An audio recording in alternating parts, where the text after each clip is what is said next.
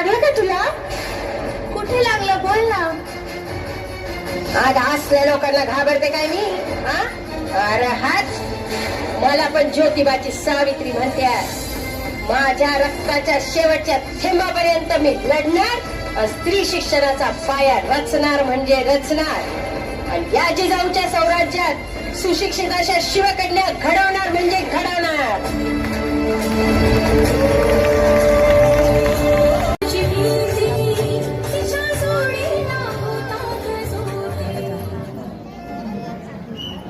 बघितलास नाही?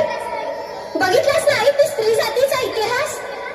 जिजाऊ, सावित्री, रमाई अशा कित्येक स्त्रियांनी आपल्या कुळाचं नाव त्यांच्या कर्तृत्वातून मोठं केलंय ग. हो ग चिमणे हो.